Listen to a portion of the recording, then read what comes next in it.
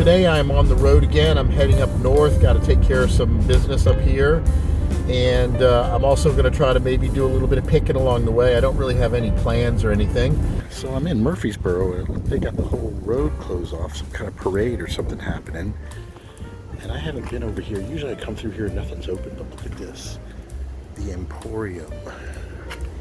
I see cast iron all over the place here, so not too bad. I'll leave the dog in the car. It's not hot or anything. Let's see what we got. Look at this old thing.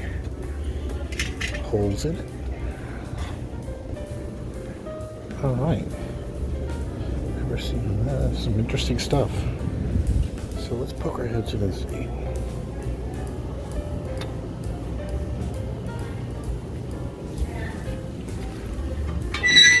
Look at that big thing. That thing is huge. $125. That's quite nice though. I wonder what it is. Can we see the underside of it? Made in USA. I assume a lodge.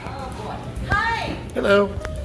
Just looking at cast iron here. Yeah, we had it medium blasted because it was full of rancid bacon fat. We don't have an oven big enough yet. She actually needs a fire to be done. Right. Looks good though. It's not too It bad. didn't come out too bad.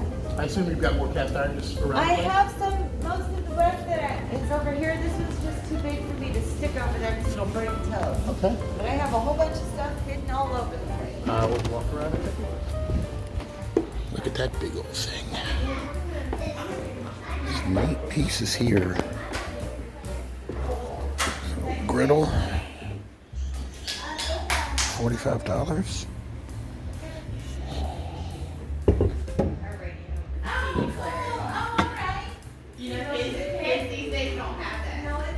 Not sure what that is.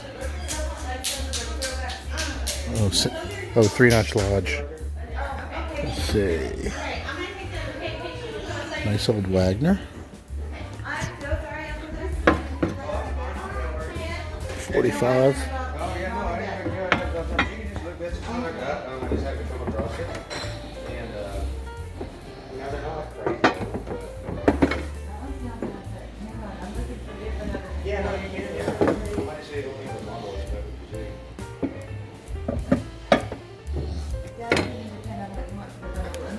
Got a nice Wagner chicken fryer.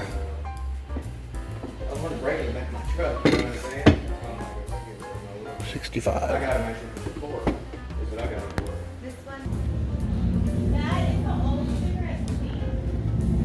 Look at all the glass stuff.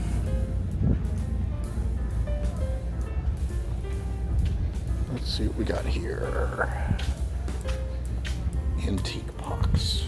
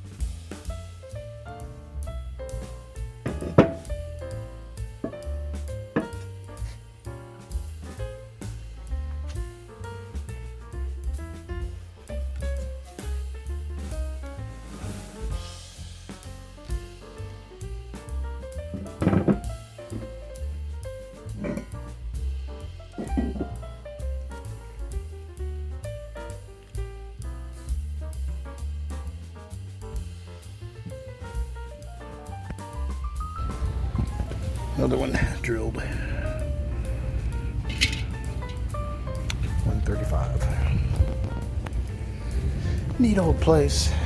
This is a very touristy area, so the prices are kind of touristy. Didn't see anything special. That number 14 was kind of nice, although the lady admitted she bead blasted it. Caddo Antiques, Gifts and More. There are no antiques in there at all. All it is just gift stuff. I guess I should expect it. Everybody here is super duper friendly, but it's a complete tourist trap. You know, the main draw in this small town is this National Park diamond mine, which is basically just this big open field where people dig through dirt looking for diamonds. You know, it's supposedly an ancient volcanic vent that has all kinds of interesting minerals that can just kind of pop up in the dirt. I don't think any of this stuff is really valuable either, even if you do find these little diamonds, but it's a big tourist trap and people come from all around to go digging at the mine. I'd rather just go to crystal mining further up north. You can actually find really pretty crystals. But I think people think they're going to get rich finding some kind of super big diamond, but it's more of a gimmick. So that's kind of what's happening in this town. Very friendly, but no real deals to be had. Okay, so I'm looking at my statements for my booth. Let's go over how I'm doing. I've got statements for August and September. Right now it's in October, so I've got the last two statements. So in August, you can see I sold 1, 2, 3, 4, 5, 6, looks like 7 or 8 pieces of cast iron, and then the rest were the cookbooks.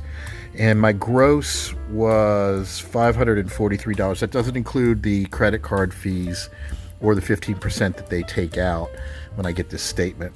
And then here it is for the next month, roughly about the same, $520. Again, a nice mix of cookbooks and the skillets.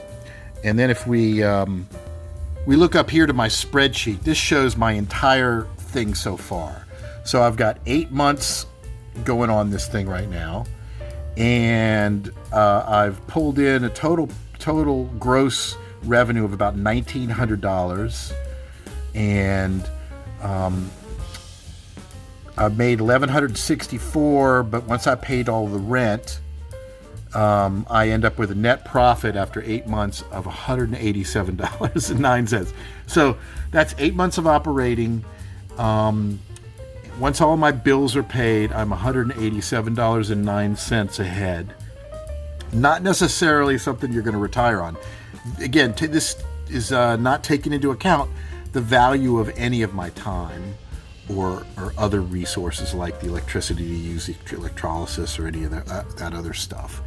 So it's paying for itself, but it's certainly not a profit center. Now, I'm hoping, because we're coming into the Christmas season, that I might sell a lot more in the next 3 months. So we'll see. I've got the whole booth all stocked up, but you know, you got to kind of look at this as from other ways. Like, I'm looking at it like as a way to augment the development of my YouTube channel, because I really think the YouTube channel could have the potential of bringing in enough revenue to make this worthwhile. That's where I count on you guys to subscribe and to share it and to do all that kind of stuff, because it's not really profitable otherwise. I got to find some way of bringing in enough money to at least allow me to justify my time. I love sharing this, but it's got to be a little bit better than it is. I'm curious if those of you who have done this before, or you've had a booth in an antique mall, you know, let us know, share with your experience. Have you actually crunched the numbers? I think a lot of people just throw stuff in their booth and they don't keep track of how much they've spent and all that. I've been very meticulous about how much I spent, what my profit is on stuff, and I've been tracking it just so I get an idea. So there you have it. I will continue to share this as I go along, and we shall see what's going to happen. Okay, so something else that I'm looking at here. My gross sales for the cast iron so far in 8 months, I've made $1,915. My cost for that, just the cost to purchase, was $593. So what I've got here is a 322% return gross. Now, this doesn't include any of my expenses. It doesn't include all the 15% commission that is taken by the other place, as well as any other taxes and other stuff. But you can see, if I shop around a lot and I get really good deals, I can see a good return on my investment. You know, you buy something for $10, you sell it for $40, you're going to see these kind of returns. But of course, I'm not taking into account all of the time and trouble that I am restoring these things and seasoning them and all of that. So that's not factored in there. It looks kind of good until you start adding everything up and you realize you're not really making a whole lot, unfortunately.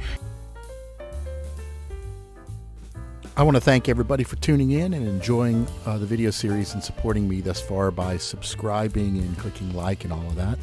And if you want to catch me on TikTok, sometimes I have previews of what I'm working on that I haven't published lately. That's at TikTok/@WisdomStudio. And if you're on Facebook, look up the group Vintage Cast Iron Hunting, Restoration, Identification, and Sales. And until next time,